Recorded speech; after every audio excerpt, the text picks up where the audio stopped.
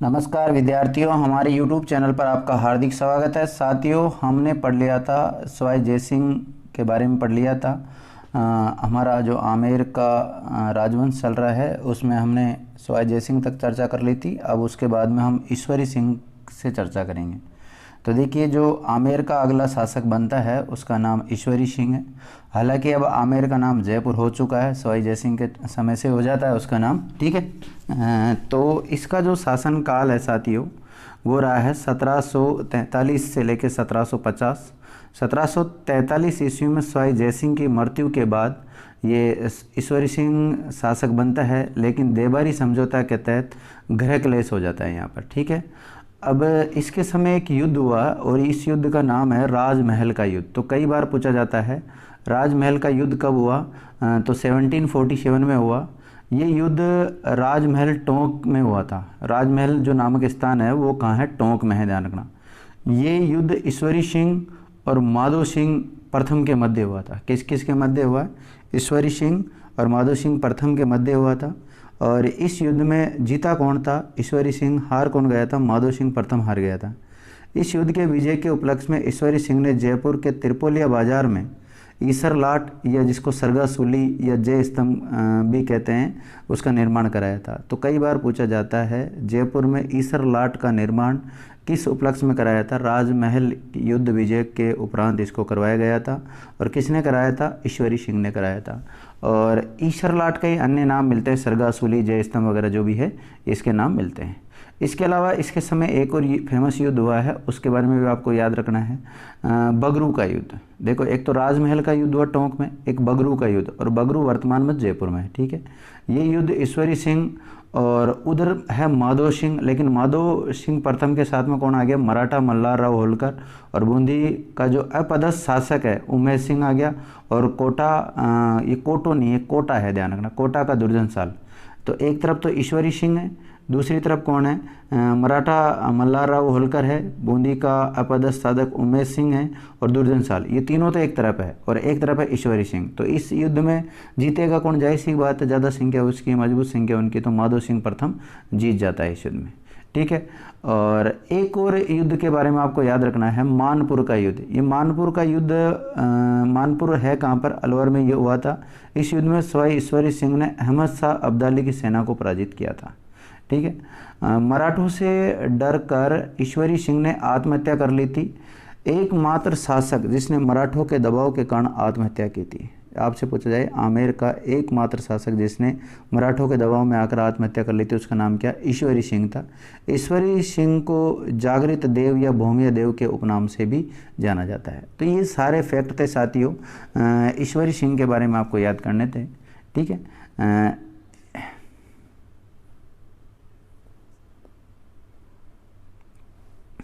Next देखते हैं। अगला जो आमेर का शासक बनता है उसका नाम है माधो सिंह प्रथम। अब माधो सिंह प्रथम आ जाता है, तो माधो सिंह प्रथम के बारे में कुछ स्टैटिक्स पॉइंट है, इनको जानते हैं अच्छी तरह। देखिए, इसका जो शासनकाल रहा है वो 1750 से लेकर 1768 रहा है। जब ये शासक बना तो मुग़ल बादशाह कौन था उस समय? अहमद शाह था। कौन था? अहमद शाह। उसी समय भारत की उत्तरी पश्चिम सीमा पर अहमद शाह अब्दाली ने भी आक्रमण किया था। इसका गाउन यानी कि जो कुर्ता है और पायजामा सिटी पैलेस म्यूजियम जयपुर में रखा हुआ है। इसने सवाई माधोपुर बसाया था। तो कई बार पूछा जाता है सवाई माधोपुर जो शहर है वो किसने बसाया था? माधो सिंह प्रथम ने बसाया था। इसने सील डूंगरी, जो कि चाकसू जयपुर में है, शीतला माता का मंदिर का निर्माण कराया वहाँ पर। और इसके समय एक युद्ध हुआ है, इस युद्ध का नाम याद करना है आपको, काकोड़ का युद्ध। तो काकोड़ का युद्ध साथियों 18 नवंबर 1759 ईस्वी को होता है। ये युद्ध मराठा जो मल्हार राव होलकर व माधो सिंह, इन दोनों के माधो सिंह प्रथम इनके मध्य होता है। और जीतता कौन है? माधो सिंह प्रथम जीत जाता है। तो काकोड़ का युद्ध मराठों और जयपुर का जो शासक है माधो सिंह प्रथम, इनके मध्य हुआ था, ठीक है। और कब हुआ था? 18 नवंबर 1759 ईस्वी को हुआ था, ठीक है। और इसके साथ एक और युद्ध होता है, उस युद्ध का नाम है भटवाड़ा का युद्ध। क्या नाम है? भटवाड़ा का युद्ध। तो भटवाड़ा का युद्ध होता है नवंबर 1761 में। भटवाड़ा जयपुर और बूंदी की सीमा पर स्थित स्थान है। ये युद्ध कोटा का जो शत्रुसाल और माधो सिंह प्रथम के मध्य लड़ा हुआ था। इसमें जो कोटा का जो शासक है शत्रुसाल वो जीत गया था, माधो सिंह प्रथम इसमें पराजय हुआ था। कोटा की सेना का जो नेतृत्व किया था वो झाला जालिम सिंह के द्वारा किया गया था। तो देखिए अभी 2 युद्ध बताया आपको, काकोड़ का युद्ध और एक भटवाड़ा का युद्ध। एक और युद्ध साथियों इसका भी याद करना है आपको, मावला मंडोली का युद्ध। ये 1767 में होता है। ये युद्ध भरतपुर के शासक जवाहर सिंह व माधो सिंह प्रथम के मध्य हुआ। इस युद्ध में जयपुर के फौज बख्शी हर साय और गुरु साय मारे जाते हैं। स्वयं माधो सिंह प्रथम के बाद उसका पुत्र पृथ्वीराज कच्छावा 1768 ईस्वी में जयपुर का शासक बनता है। ठीक है, लेकिन अब उसके बाद में जो काफ़ी फेमस शासक आता है उसका नाम है प्रताप सिंह, सवाई प्रताप सिंह। ठीक है, प्रताप सिंह जो शासक रहता है जयपुर का वो 1768 से लेकर 1803 तक रहता है। पृथ्वीराज जो कच्छावा की मृत्यु के बाद उसका छोटा भाई प्रताप सिंह 1768 में शासक बनता है। इसने राधा गोविंद संगीत सार ग्रंथ की रचना की, जिसमें योगदान दिया था इसके राजकवि देवर्षि ब्रजपाल भट्ट के द्वारा दिया गया था। इसके दरबार में 22 कवि, 22 संगीतज्ञ, 22 ज्योतिषी रहते थे, जिनको गंधर्व बाईसी के नाम से जाना जाता था। ये स्वयं ब्रज निधि के नाम से भी कविताएं लिखा करते थे। तो जयपुर के कौन से शासक ब्रज निधि के नाम से कविताएं लिखा करते थे, उनका नाम क्या है? प्रताप सिंह। देखो इनके समय एक युद्ध होता है जिसका नाम है तुंगा का युद्ध। क्या है? युद्ध का नाम क्या है साथियों? तुंगा का युद्ध। तुंगा जो स्थान है वो बस्सी जयपुर में है। पहले तुंगा नामक जो स्थान था वो देसरा में आता था, लेकिन वर्तमान में जयपुर में आता है। ये युद्ध हुआ था 1787 को। तुंगा का युद्ध कब हुआ? 1787 को हुआ। ये युद्ध किस किस के मध्य हुआ? देखो प्रताप सिंह था एक, और जोधपुर का विजय सिंह, ये दोनों तो एक तरफ है, और एक तरफ कौन है? मराठा महादजी सिंधिया के मध्य हुआ। इसमें मराठों की हार हुई। महादजी सिंधिया ने लालसोट से जाते समय कहा था कि यदि मैं जीवित रहा तो जयपुर को धूल में मिला दूंगा, और इस हार का बदला पाटन के युद्ध में लिया। अब तुंगा के बाद में जो युद्ध होगा वो पाटन का युद्ध होगा, और उसमें वास्तव में वो बदला लेता है। तो अगला जो युद्ध होता है उसका नाम क्या है? पाटन का युद्ध। पाटन का युद्ध होता है 20 जून 1790 को, और इस युद्ध में प्रताप सिंह और मराठों के मध्य हुआ। मराठों की जीत हुई और प्रताप सिंह की हार हुई। मराठा सेना का नेतृत्व किया था इसमें डी बाई ने, फ्रांसीसी सेनापति है, जिसकी छतरी भी बनी हुई है मेड़ता नागौर में बनी हुई है। कहाँ है इसकी छतरी? मेड़ता नागौर में इसकी छतरी बनी हुई है। देखो साथियों, प्रताप सिंह के शासनकाल में 1798 में अंग्रेज सेनापति जॉर्ज थॉमस ने जयपुर पर आक्रमण किया था। एक युद्ध होता है साथियों जिसका नाम है मालपुरा का युद्ध। क्या नाम है? मालपुरा का युद्ध। मालपुरा जो है वो टोंक में है। ये युद्ध हुआ था 16 अप्रैल 1800 ईस्वी में। ये युद्ध प्रताप सिंह और मराठों के मध्य हुआ। इसमें मराठों की हार हुई थी। 10 मई 1800 ईस्वी को प्रताप सिंह ने पुनः मराठों से समझौता कर लिया था। ठीक है, ये कुछ फैक्ट है। अपने को फैक्टों पे ज़्यादा दिमाग लगाना है, ज़्यादा कहानियों पे ज़्यादा दिमाग नहीं लगाना है। सवाई प्रताप सिंह के समय सर्वाधिक मराठे राजस्थान में आए थे। तो आपसे पूछा जाए सर्वाधिक प्रताप सिंह के मतलब मराठे सबसे ज़्यादा कब आए, तो सवाई प्रताप सिंह के समय आए थे। महाराष्ट्र की जो तमाशा लोक नाट्य शैली का राजस्थान भी इनके समय आई थी। तमाशा जो लोक नाट्य शैली है वो महाराष्ट्र की मूल रूप से। राजस्थान में किन के समय आई थी? प्रताप सिंह के समय आई। इनका समय जो प्रताप सिंह का समय जयपुर चित्रकला शैली का गोल्डन पीरियड कहलाता। ध्यान रखना, इनका समय का जो प्रसिद्ध चित्रकार है उनमें एक फेमस नाम आता साहिबराम। ठीक है, इनके काव्य गुरु का नाम था गणपति भारती। ठीक है, इनके संगीत गुरु थे, उनका नाम है चांद खां, जिन्होंने स्वर सागर ग्रंथ की रचना की। प्रताप सिंह ने इन्हें बुद्ध प्रकाश की उपाधि से विभूषित किया था। स्वामी प्रताप सिंह ने 1799 में कृष्ण के मुकुट के आकार का एक हवा महल का निर्माण कराया। देखिए, हवा महल का निर्माण किसने कराया था? स्वामी प्रताप सिंह ने कराया था। जयपुर का जो शासक था उसने। हवा महल को राजस्थान का एयर दुर्ग भी कहते हैं। इसका निर्माण लालचंद उस्ता कारीगर के दिशा निर्देशन में पूरा हुआ था। हवा महल के बारे में बता रहा हूँ मैं सारी फैक्ट। ये मिश्रित फारसी शैली से निर्मित है। इसकी प्रमुख विशेषता यह है कि ये बिना नींव के ही समतल जमीन पर बना हुआ है। हवा महल में कोई ऐसे नींव वगैरह नहीं खोदी गई है, डायरेक्ट समतल भूमि पर ही इसको बनाना चालू कर दिया था।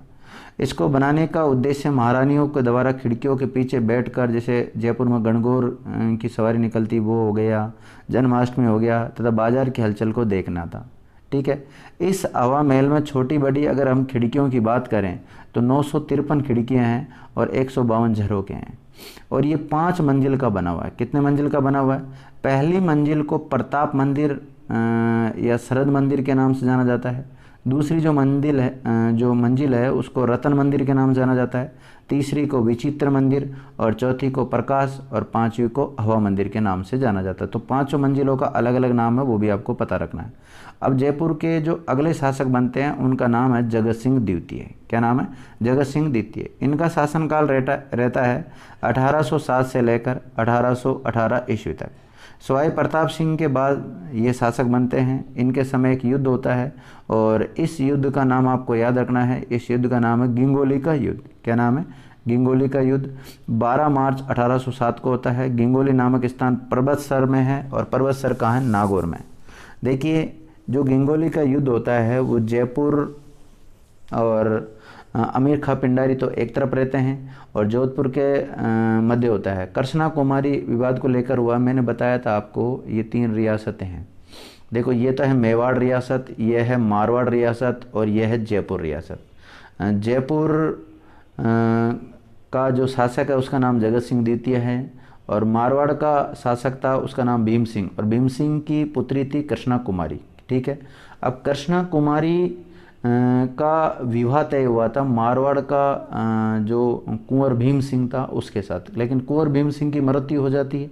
अब मृत्यु हो जाती है तो उस समय क्या होता है, वो उसकी शादी वहाँ मारवाड़ में नहीं करके आमेर रियासत में कर देता है, और तो उसको मारवाड़ वाले अपमान समझ लेते हैं, और अपमान समझने के कारण ये गिंगोली का युद्ध होता है। और उस समय जो मारवाड़ का शासक रहता है वो मान सिंह रहता है। तो ये युद्ध वैसे अगर हम बात करें, जोधपुर की तरफ से तो लड़ा था मान सिंह, और जयपुर की तरफ से लड़ा था जगत सिंह, और जगत सिंह का साथ दे रहा था इसमें टोंक का अमीर खां पिंडारी। ठीक है।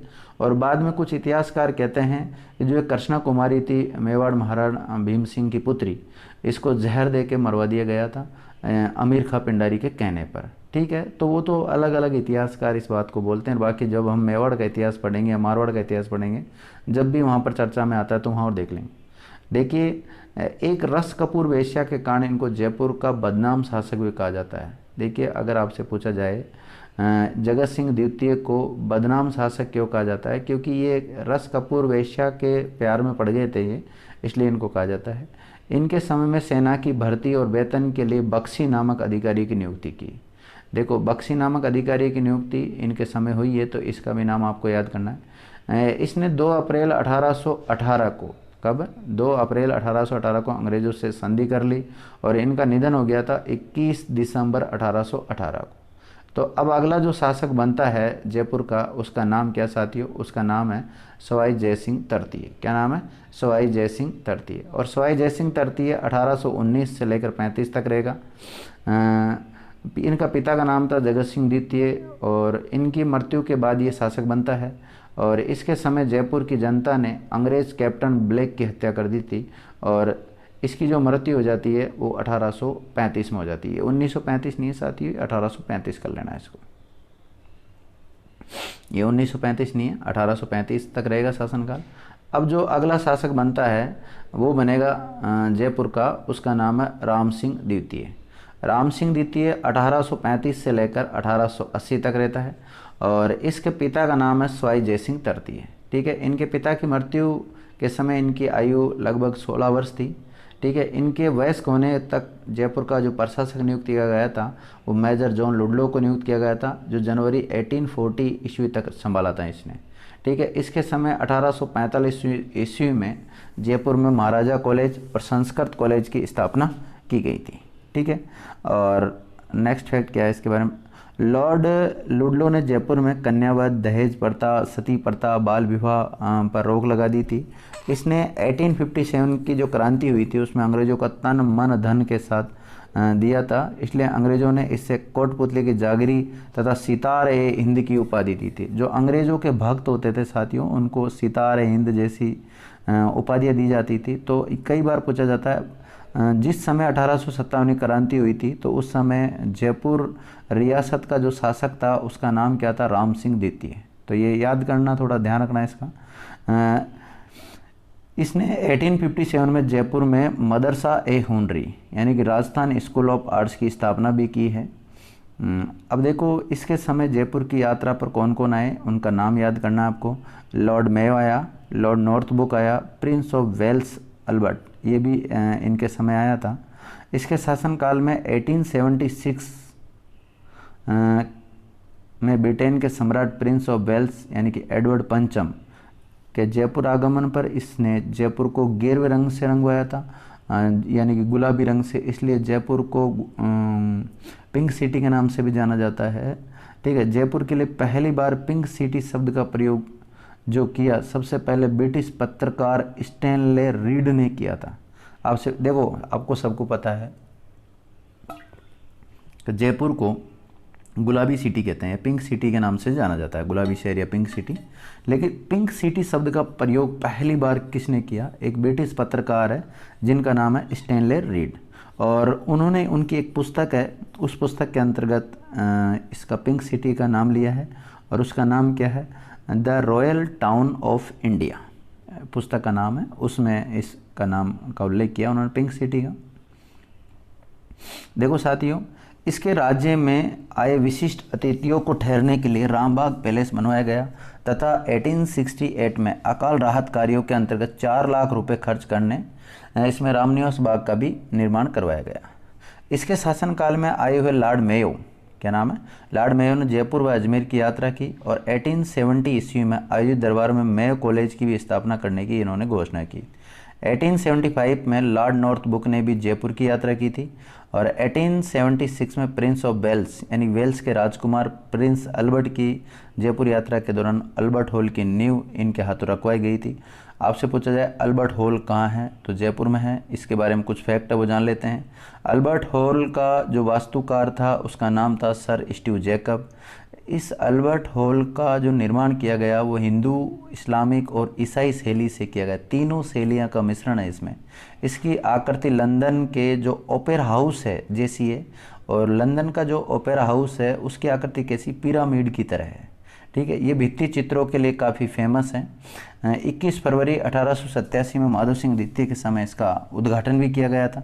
ठीक है, अब देखो इसके द्वारा किस किस का निर्माण कराया गया उनके बारे में देख लें। महाराणा कॉलेज का, रामगढ़ बांध, रामबाग पैलेस, रामनिवास बाग, जयपुर जंतुआलय, मदरसा है उनरी जिसे the school of art painting के नाम से भी जानते हैं, इनका निर्माण कराया था।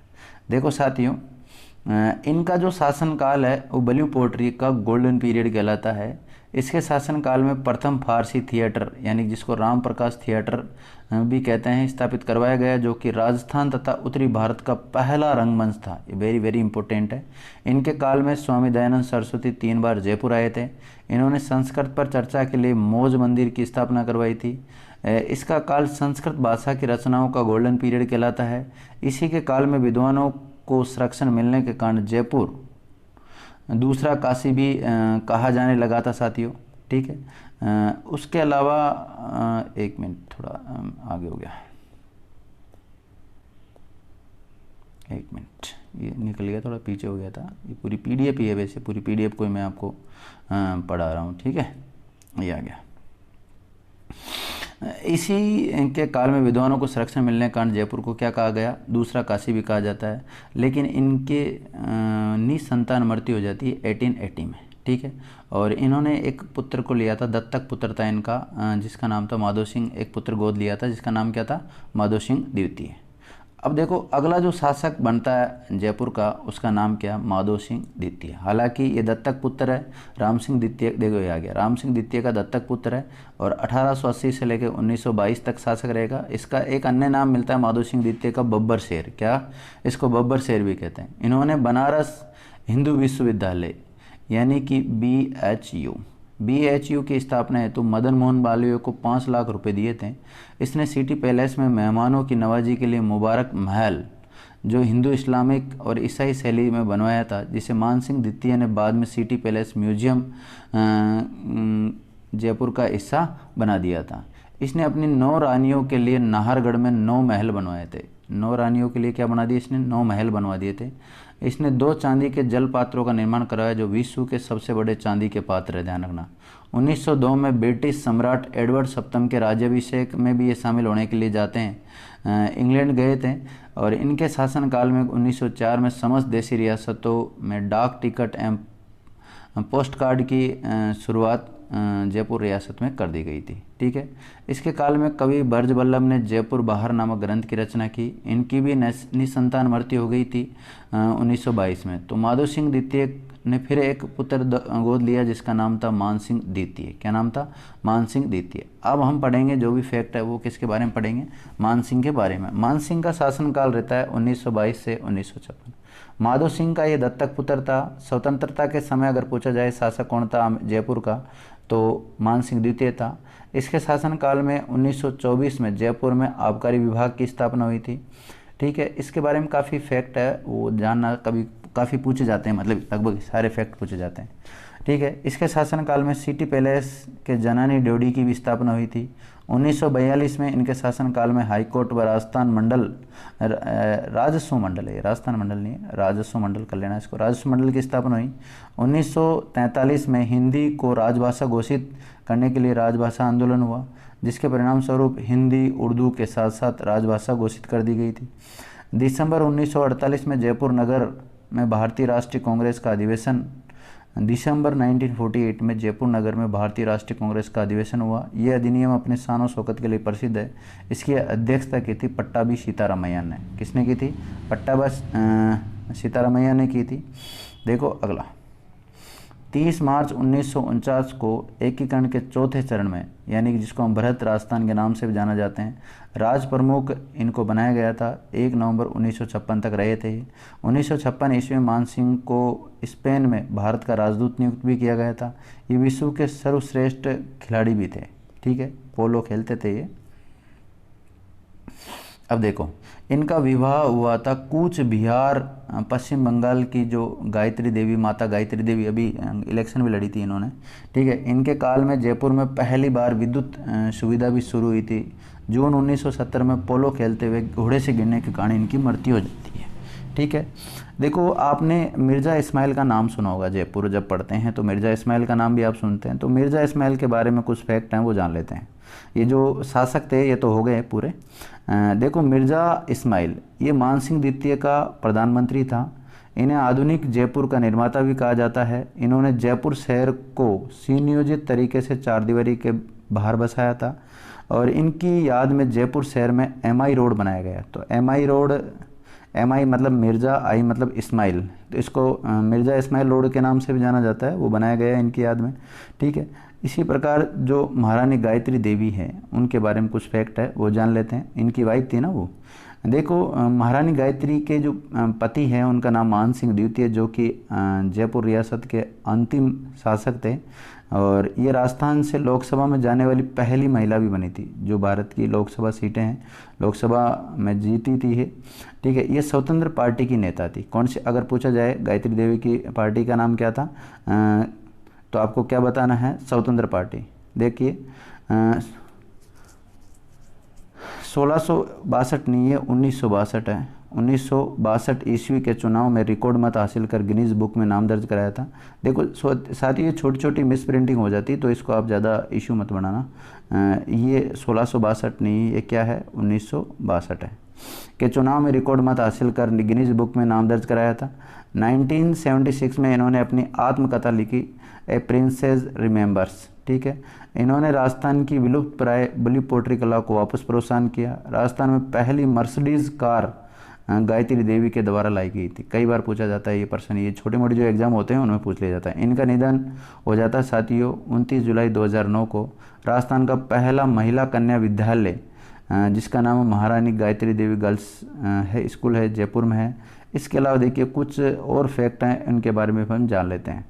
देखो, अड़सट्टा क्या है? जयपुर राज्य की भूमि संबंधी जो रिकॉर्ड होता था उसको अड़सट्टा कहा गया।